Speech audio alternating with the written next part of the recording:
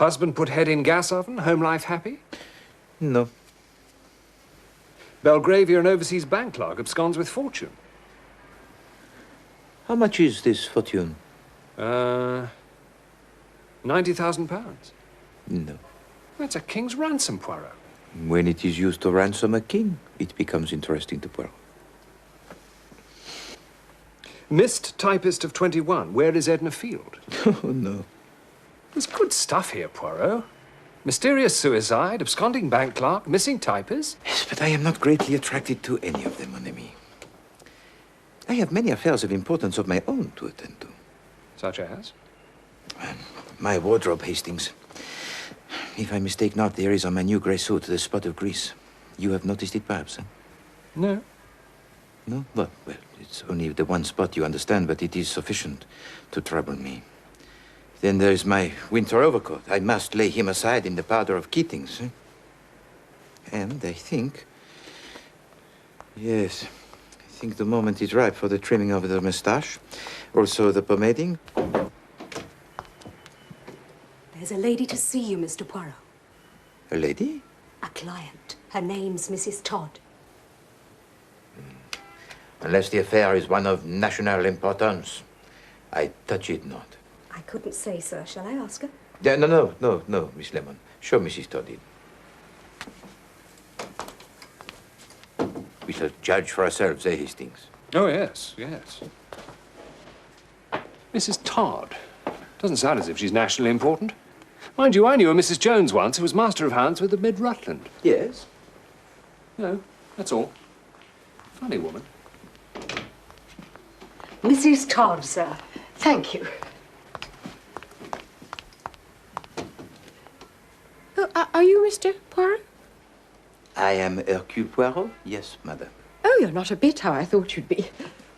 Did you pay for that bit in the paper saying what a clever detective you were, or did they put it in themselves? Madame. Oh, I'm sorry, I'm sure. But you know what newspapers are like nowadays. Nothing but puff. But no offence taken, I hope. I'll tell you what I want you to do for me. I want you to find my cook. I fear you are making a mistake, madame. Hercule Poirot is a private detective. I know that. Haven't I just told you I want you to find my cook for me? Walked out of the house on Wednesday without so much as a by your leave and never came back. I am sorry, madame, but I do not touch that particular kind of business. I wish you good day. So that's it, is it? Too proud, eh? Only deal with government secrets and countesses' jewels? Well, let me tell you, Mr. High and Mighty Poirot, a good cook's a good cook. And when you lose one, it's as much to you as pearls out of some fine lady.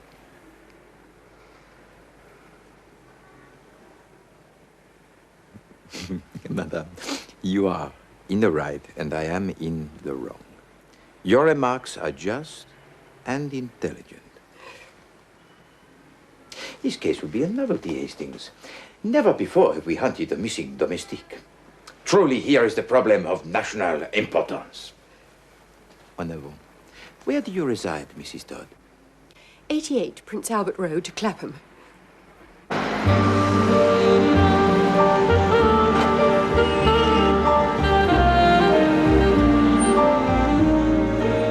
You say this jewel of a cook went out on Wednesday and did not return? Wednesday, yes, it was her day off. The day before yesterday.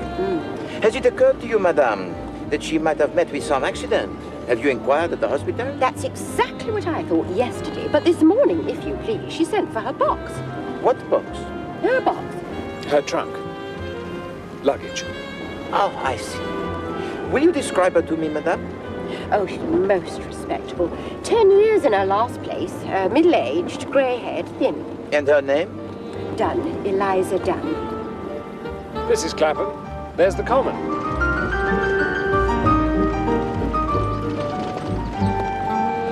Chum.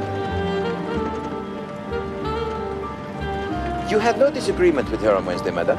No, that's what makes it all so queer. How many servants do you keep? 2. Miss Dunn and the house parlourmaid, Annie. There we are. There's 88. All right, driver.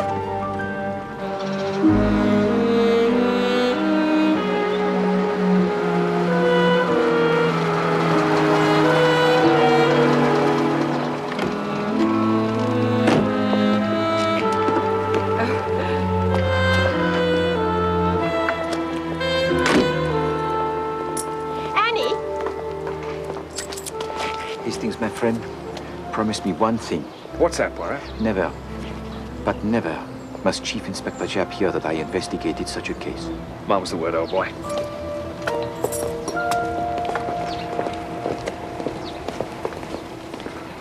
Now, Annie, this gentleman's a detective. He wants to ask you a few questions.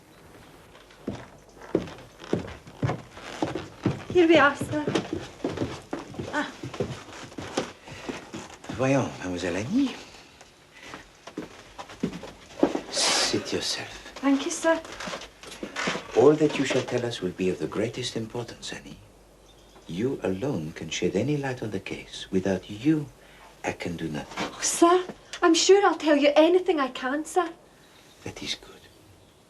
Now, first of all, what is your own idea? You are a girl of remarkable intelligence that can be seen at once. But this is a queer thing, eh? What is your own explanation of Eliza's disappearance? White slavers, sir. I've said so all along, sir. Only no one will listen. Cook was always warning me against them. Don't you go sniffing no scent nor eating no sweets, no matter how gentlemanly the fellow. This is something we had not thought of, Hastings. No. Right. Good heavens. But would she have sent for her trunk? Beg pardon, sir?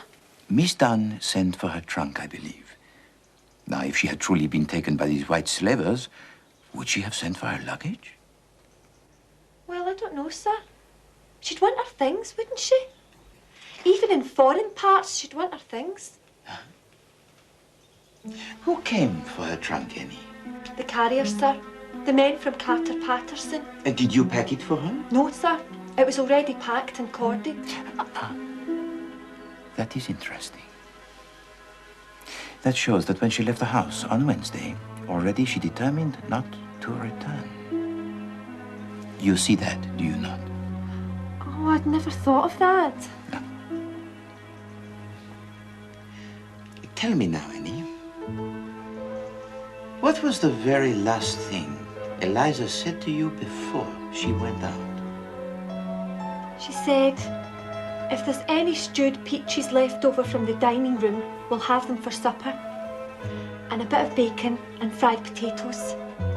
Mad over stewed peaches, she was. I shouldn't wonder if that wasn't the way they got her. Got. The white slavers. Ah, the stewed peaches. Quite. Thank you very much, Annie. You have been most helpful.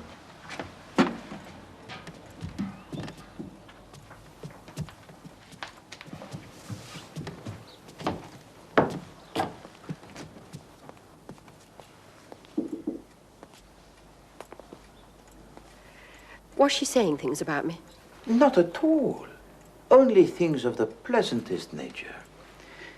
But for a woman of your intelligence, madame, it would be tiresome to bear with patience the roundabout methods we plodding detectives have to use. Oh, I see. Well, I wouldn't say there was all that much difference between us, Mr. Poirot. Mind you, I was always very good at general knowledge at school. There. And your husband, too, I'm sure, is the intellectual, yes? Yes. Yes, he does very well with figures. A successful businessman? With the Prudential, yes, in the city. What about the other inmates of the house, madame? Oh, you mean Mr. Simpson, our paying guest? What is his profession, madame? Oh, he's in business, too, with the Belgravia and Overseas Bank. A young man, is he? 28, I believe. He's a nice young fellow. Well, they'll both be in at about 6 if you want to see them. An excellent suggestion, madame. Well, my colleague and I will take a turn on your famous common for 1 hour.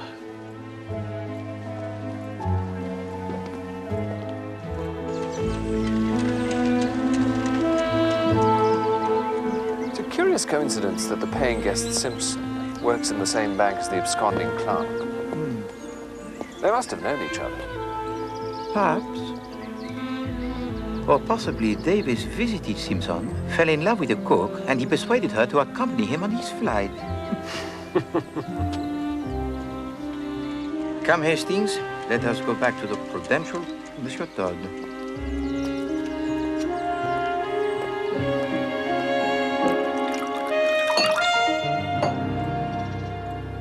I've heard of you, Mr. Poirot, haven't I? It's possible, Monsieur Todd. Oh, yes.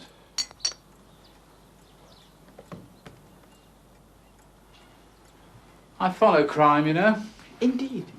Well, perhaps you have some theories about the disappearance of your cook. Theories? No. It's hardly a crime, is it? Good cook, though. And economical. I'm very hot on economy. Admirable.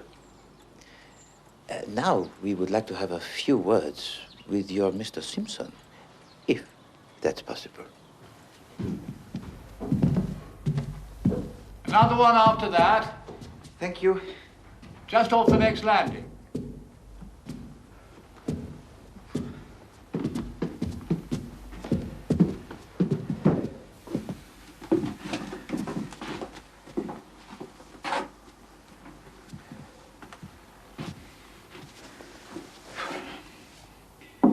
Mr. Simpson? Hold on.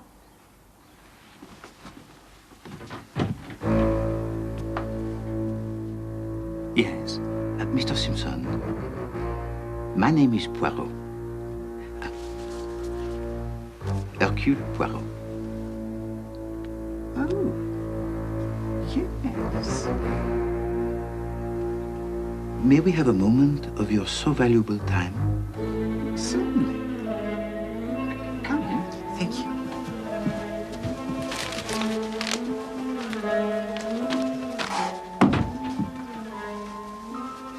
Mr. Simpson, Mrs. Todd has engaged me to find Eliza Dunn, the cook. Oh? Where is she? Well, that is what we do not know, monsieur. You know her, of course.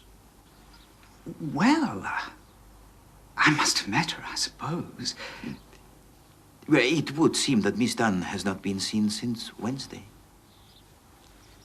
Did you see her on that day? I don't think so.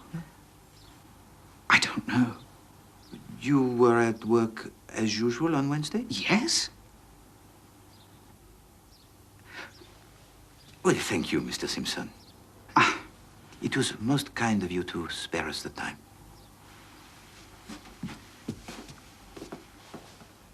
Tell me, Mr. Simpson, what does a young fellow find to do around here of an evening, huh?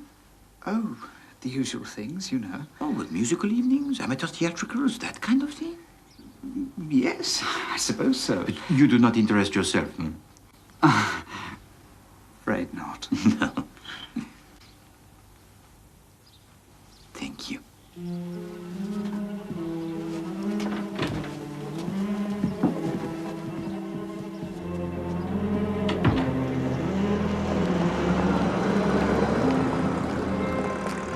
I think that husband's got something to do with it. To do with the missing cook? There's something about him I don't trust. Merely because a man does not offer you a drink, Hastings, does not mean that he is necessarily guilty of other crimes. Well, there doesn't seem to be any crime at all, as far as I can see. No, it is a curious case, full of contradictory features. I am interested. Oh, yes. I am distinctly interested. What? What? How does she dare? What is it? As a favor, as a great favor, I agree to investigate this two-penny, half-penny affair. What is it, old chap? Read it! Read it! Mr. Todd regrets that after all his wife will not avail herself of Mr. Poirot's services. Yeah. After talking the matter over with me, she sees that it is foolish to call in a detective about a purely domestic affair. Yeah. Mr. Todd encloses a guinea for consultation fee. Is this to be believed, huh? Do they think they can get rid of Hercule Poirot like that, huh? No! No, no, no, no, no, no! 36 times! No! They send me 1 guinea, huh? No! I will spend my own guineas! 3,600 of them, if need be! But I will get to the bottom of this matter. If Eliza Dunn will communicate with this address. She will hear something to her profit. Advantage. Yes? Yes. Good. You have that, Miss Lemon? Yes, Mr. Poirot. Put it in all the papers you can think of. She won't read the Times, I shouldn't think. No, dear Miss Lemon, perhaps she will not. But perhaps her new employers will. Now run along, Miss Lemon. Feet, feet. And you, Hastings, do not you run away with such celerity. I have work for you too. Oh, as a matter of fact, I was thinking of popping down to Sandown this afternoon. No, no, no. You do not pop. Well, there's a horse running a pal of mine owns a leg of. When he owns 4 legs, I pop with you. But now it's time for work, yes?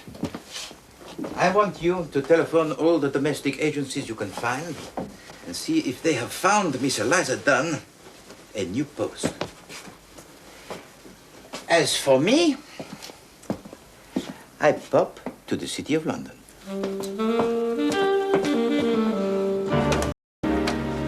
And Mr. Simpson was at work as usual on Wednesday? Oh, yes, Mr. Simpson is an excellent timekeeper. Though, to tell the truth, he was absent on Thursday with a cold. You have been most helpful, Mr. Cameron. Thank you. Glad to be of assistance.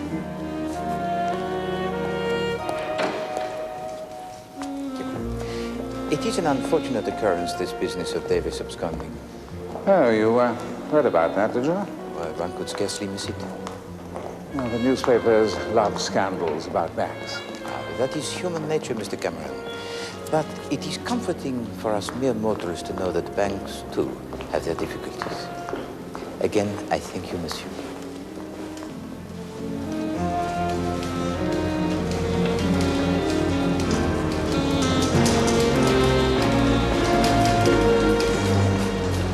Chief Inspector Jack, I wonder if I might ask you a few questions. You and Davis are friends, I believe, Mr. Simpson. That's right. I can't believe this of him. There must be some mistake. If I told you, sir, the number of times I've heard that said. If you had to hazard a conjecture, Mr. Simpson, as to where Davis might go if he wanted to hide, where would you say? I don't know. He was fond of Broadstairs. Yes, I was thinking of somewhere a little more exotic than that, sir. Foreign parts, even. Oh, I don't think he's ever been abroad. You were at work as usual on Wednesday, were you, Mr. Simpson? It's Thursday you want to know about, surely. And I was away on Thursday. No, Mr. Simpson. Although the bonds were found to be missing on Thursday, we believe that they must have been removed from the bank on Wednesday. I was here all day Wednesday. What's that? That man.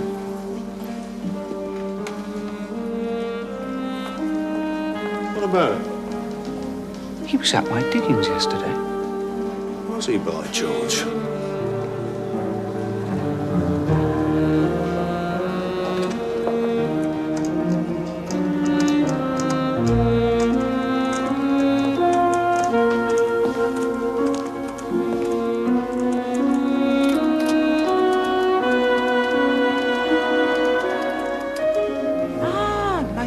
Chief Inspector Jean. After the reward, eh, Poirot? Oh, no. No, I am engaged on quite a different case. And what would this different case be, then? Ah, well, now, there is such a thing as client confidentiality, Chief Inspector. Let me just say that this case I am engaged on is of national importance. Well, I'm glad to hear it, Poirot.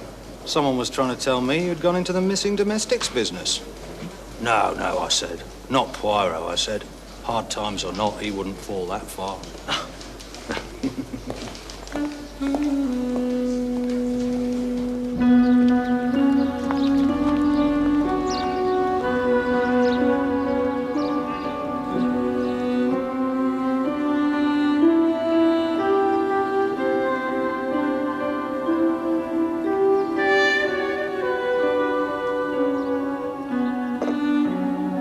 No word from Eliza Dunn, Miss Lemon.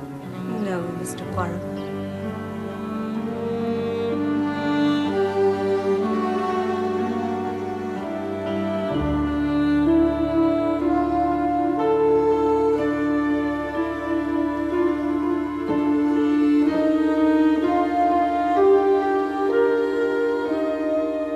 letter from the Duchess of Wrexham. No, no, no. She sounds desperate. No.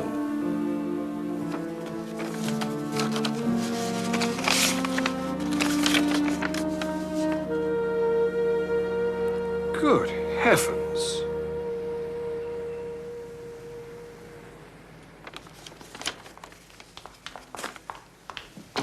Mr. Poirot, Mr. Poirot. Yes, Miss Lemon, yes. There's a letter, sir. A letter from Eliza Dunn. There! Did I not tell you, Hastings? And you try to waste Poirot's time with the duchesses. Well, I only thought... You must learn, my friend, the patience. Read it to us, Miss Lemon. Dear sir or madam, ref your ad in the paper. I already got my legacy, if there's some mistake. Yours truly, Eliza Dunn, miss. P.S. Thanks all the same for your trouble. What does she mean, legacy? We must talk to this woman at Fell Cottage, Amdale, Keswick. Keswick? That's Keswick, Mr. Poirot, in the Lake District. Ah, are there trains to this place? Oh, yes. Bon. Come, Hastings. We have a train to catch. But...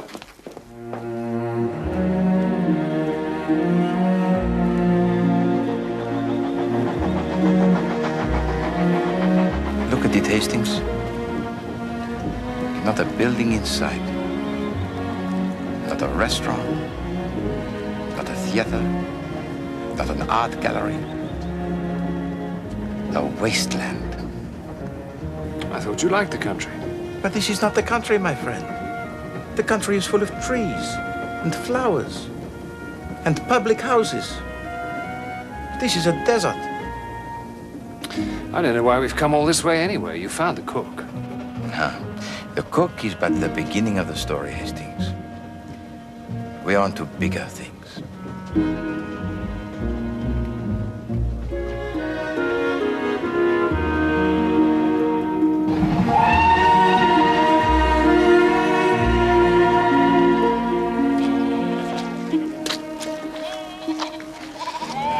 Look at that, Poirot. Look at that view. Yes, well, views are very nice, Hastings. But they should be painted for us so that we may study them in the warmth and comfort of our own homes. That is why we pay the artist for exposing himself to these conditions on our behalf. What do you mean conditions? It's a wonderful day. Just fill your lungs with that air. No, my poor friend. This sort of air is intended for birds and little furry things. The lungs of Hercule Poirot demand something more substantial. The good air of the town. Fell Cottage, I perceive.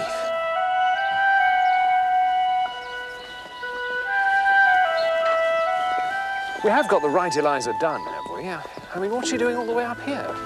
That is what we are here to find out.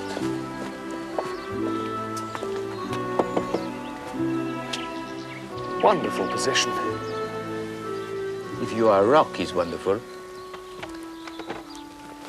Yes?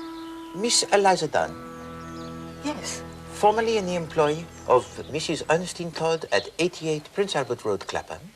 That's right. I am Hercule Poirot, Miss Dunn. Well, you were kind enough to answer my newspaper advertisement. Oh, yes. Well, like I said in my letter, sir, I've already got my legacy. Miss Dunn, may we be permitted to come into the house for a moment? I'm sure your employer will not object. No, she won't mind. Come in. Thank you. Come in.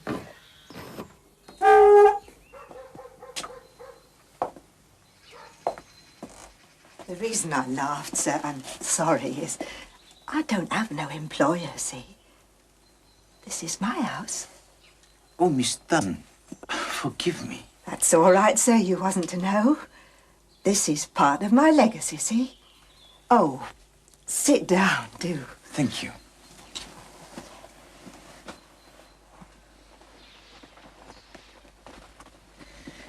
Now, Miss Dunn, you have mentioned your legacy, but Captain Hastings and I, we know nothing of this. What was the ad then? Your late mistress, Mrs. Todd, was much concerned about you. She feared some accident might have befallen you. But didn't she get my letter? No, she got no letter. She got no word of any kind. Oh, dear, sir. I gave the letter to Mr. Crotchet. I said most particular he was to give it to Mrs. Todd. Oh, dear. Well, perhaps you would recount to Captain Hastings and me the whole story? Well, Wednesdays is my day out. And it was last Wednesday that it all started, like. The stone which the builders rejected, the same has become the head of the corner. I'd been over to see my friend in Oxton and I was on my way home when a gentleman stopped me. He said he'd been asking for me at number 88. Then he told me some story about an old friend of my grandmother's in Australia leaving me a house and some money in her will. Well, I didn't believe him at first. And then he showed me this letter. It will be the stone which the builders have rejected. Who was these lawyers, Hurst and Crotchet, 127 Wentworth Way, Melbourne? Well, one of them is right here, Miss Dan. Benjamin Crotchet, attorney at law. I hope that allays your very understandable fears. Oh, yes, indeed, sir. I didn't mean to doubt you. Now, Miss Dan, to business. I do have to tell you that the house is in Chiswick. Ah, that's just over by Acton, isn't it, sir? No, Miss Dan, it's in the north of England, near Carlisle. Oh, my good God. But before we confront that particular difficulty, there is one other stipulation that we should get out of the way. Whatever's that, sir? Well, it's of no importance as it doesn't apply in this case, thank heaven. It's just a stipulation that you should not be in domestic service. Oh. Whatever's the matter, Miss Dunn? I'm a cook, sir. Didn't they tell you at the house? My dear Miss Dunn, I had no idea. This is very unfortunate. Will I have to lose the money, sir? And the house, sir? Sounds ever so nice. Even if it is a bit out of the way. I believe I have it. We lawyers always know a thing or two. The way out here is for you to have left your employment before we met. But we have met, sir, I mean, and I haven't. Haven't you? No. Haven't you, Miss Dan? No.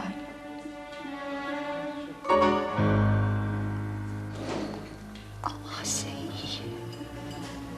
Yes. You left your employment this morning, did you not, before we met? Yes. I remember now. I did, as a matter of fact. There. Now, it is imperative that you take possession of the house by noon tomorrow. In order to do that, you must catch the night train from King's Cross. Oh! Go along, Miss Dunn. I can advance you £10 or so for the fare, and you can write a note to your employer at the station, which I shall personally deliver for you and explain everything.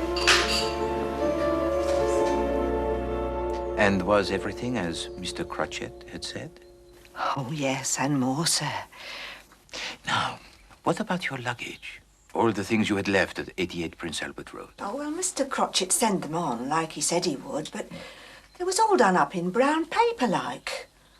I don't know. I suppose Mrs. Todd was angry with me and grudged me my bit of luck and wouldn't let him have my box. But Annie said the trunk was... Later, my friend.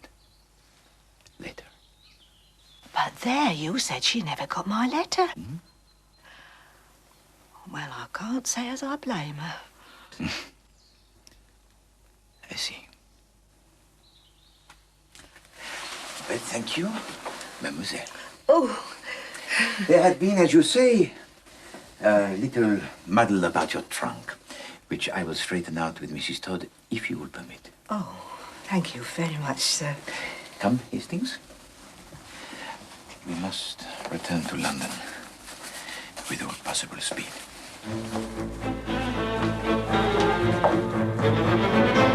Is there nowhere you can contact the Chief Inspector Japp? Then telephone him at his home. Yes, of the greatest urgency. Tell him he should not be looking for Davis. He should be looking for Simpson. No, not Davis, but Simpson!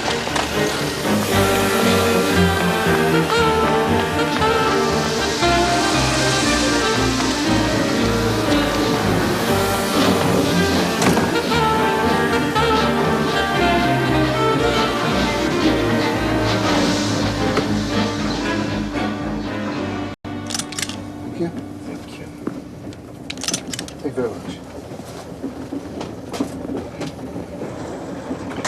Why should Jap want Simpson all of a sudden? What's Simpson supposed to have done? Hastings, my friend, the little grey cells are not working today, huh? They take a little vacances, huh? It's to do with this Eliza, isn't it? No. We have moved beyond the petty sphere of cooks from Clapham, Hastings. Then it's something to do with this Australian fellow. There is no Australian fellow. Yes, there is. She told us about him. Do you remember when we interviewed Simpson? Interviewed Simpson? No. In his little room at the house in Clapham. Oh, right, the lodger, yes. Do you remember I asked him if he took an interest in amateur theatricals? Yes, I do, as a matter of fact. Why do you think I asked him that? Why? Well, making conversation, I suppose. I asked him that because he had recently been wearing a false beard. He had a tiny trace of gum arabic in his, what do you call it here? Sideburn. Sideburn, yes. Do you see? Oh, right, yes. Bon.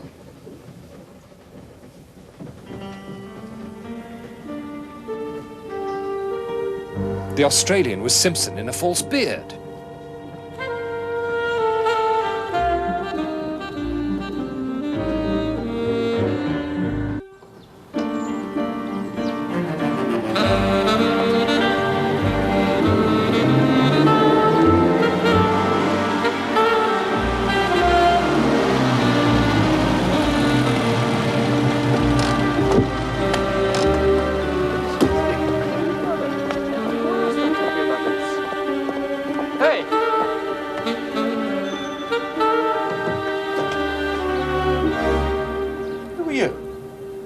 I am Hercule Poirot. Who are you? Sarge, there's some French gent at the door. No. I am not some French gent. I am some Belgian gent. Well, and if it isn't Mr. Poirot? It is. Is the lady of the house in? The Chief Inspector's here. Mr. Poirot!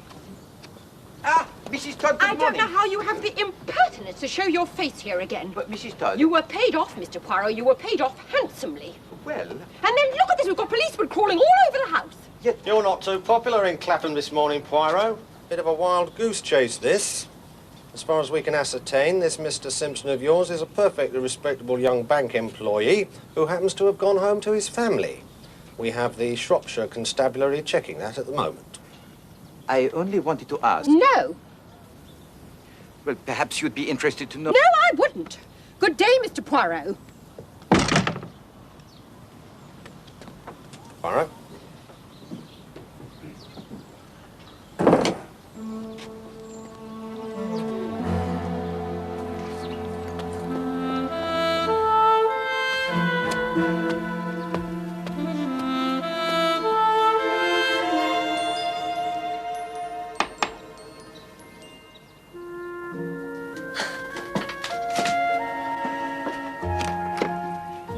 Annie, I need to ask you a question.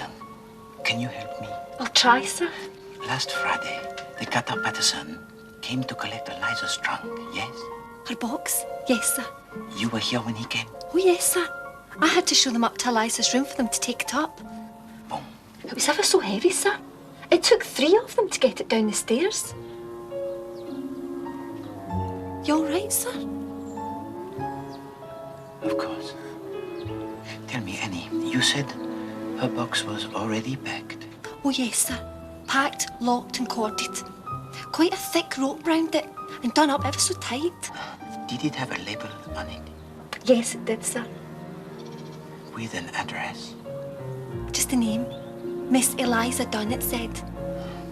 Twickenham Station to be called for. Very well, Annie. Thank you. Au revoir. Au revoir, sir. Excellent.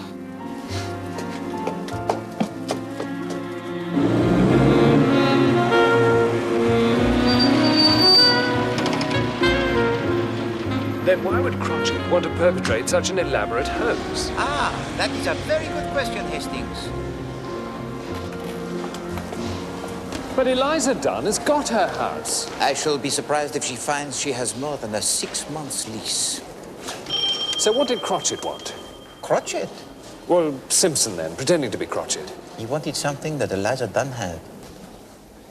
Money, the Australian legacy. He wanted a battered old tin trunk. Her trunk? With nothing in it? But he could buy a trunk. Oh, but he did not want a new trunk, mon ami. He wanted a trunk of pedigree. A trunk of assured respectability. Now look here, Poirot. What would Simpson want an old trunk for? To put the body in, of course.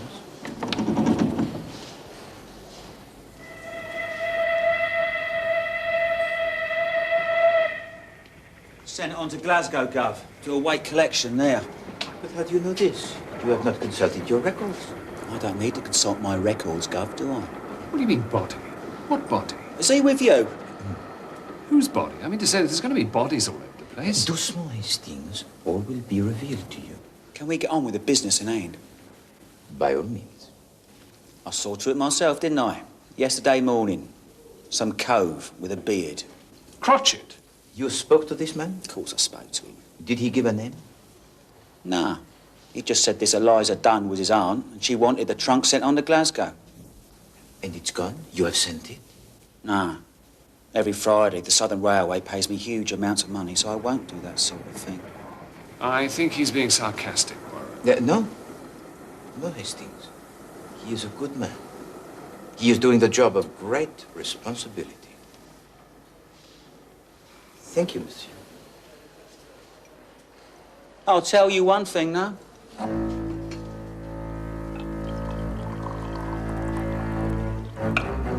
And what is that, monsieur? Are you looking for this bloke or something? Well, of course we're looking for him. I'm talking to the engineer, not the oil rag. Now, look here! No, Hastings. What is this one thing you will tell us, monsieur? All right. I'll tell you. I'll tell you where he is. There. Go on. Well, at least where I think he is. Ah, a bit less sure now. I bet he is. I bet he's where I say. And where do you say? Bolivia. There. Bolivia? That's in South America. And what is it that makes you think he is in Bolivia? Well, going there, at least, on his way, like. He has to pay for this trunk to be sent on to Glasgow, see? I see. He takes out a wad of notes, could choke a cart horse, it would. There's a few English notes there, which he pays what he owes me with. But I couldn't help but notice most of the other notes were Bolivian. Hastings, this gentleman is a genius. How do you know they were Bolivian? Well, one tiny little thing was, they had Bolivia written all over them, didn't they?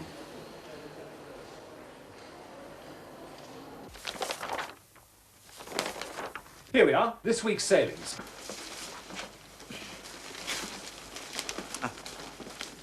Nothing for Bolivia today. Bolivia is a landlocked country, Hastings. Ah, that explains it then. One sails to Buenos Aires and goes by train from there. What lovely names they all have. Queen of Heaven sailing for Caracas. Thank you, Miss Lemon. Can we stick to Buenos Aires, please? Ah, here we are. The SS Novonia from Southampton at 1 a.m. Well, let's go then. Are we looking for Simpson or the trunk? Simpson, of course. The trunk is in Glasgow. But first, Scotland Yard.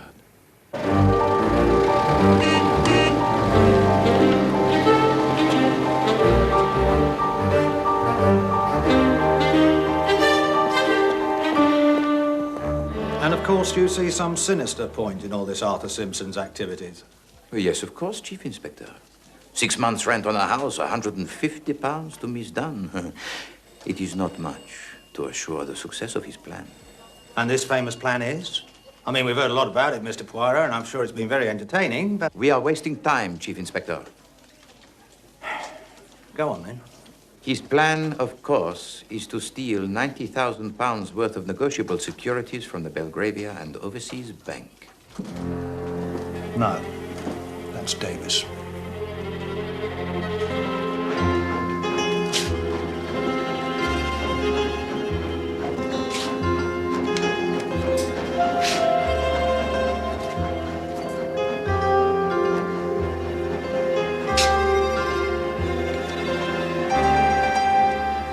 Here it is, Sergeant.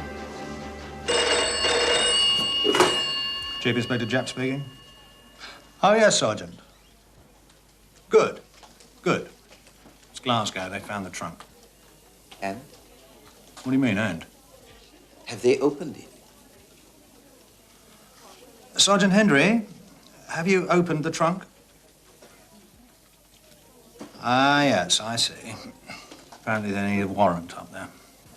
Mon Dieu, there is a body in that trunk. A body. Look, Sergeant, there seems to be the possibility there's a body in that trunk. Yes, a dead body.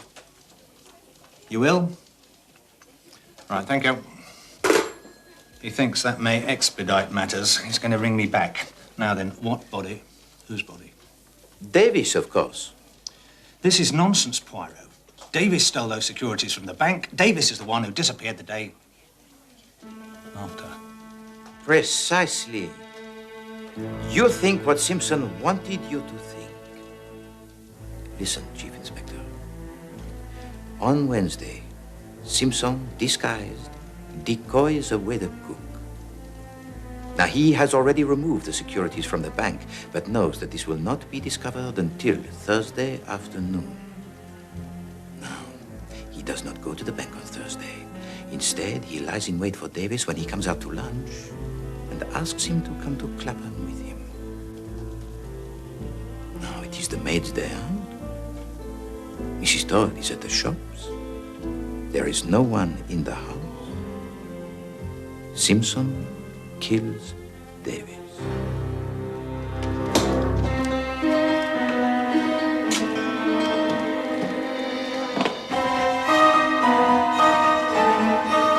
The one difficulty for a murderer is the disposal of the body. And that is why Simpson wanted the trunk of Miss Eliza Dunn.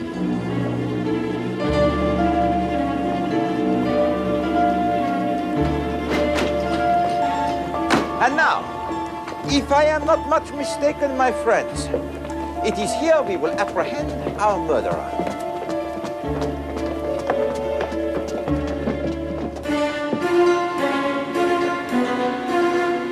Have I got something wrong, Chief Inspector? No, Poirot. Can't be right every time.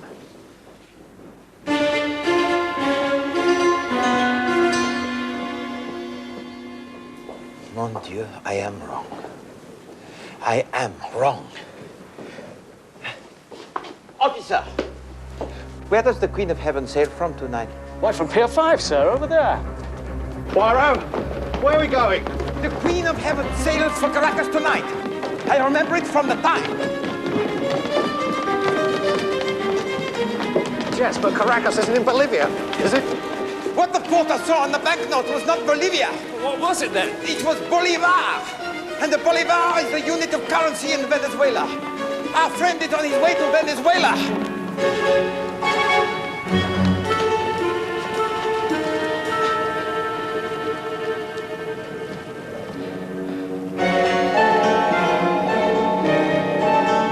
Simpson!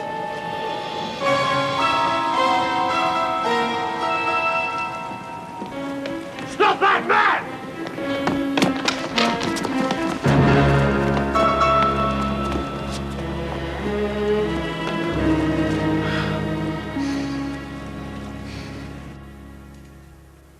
No, Miss Lemon, to the left.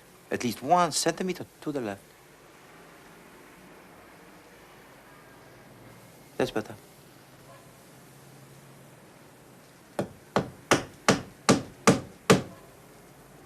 Voila. Is there nothing to which Hercule Poirot cannot turn his finger? Hand.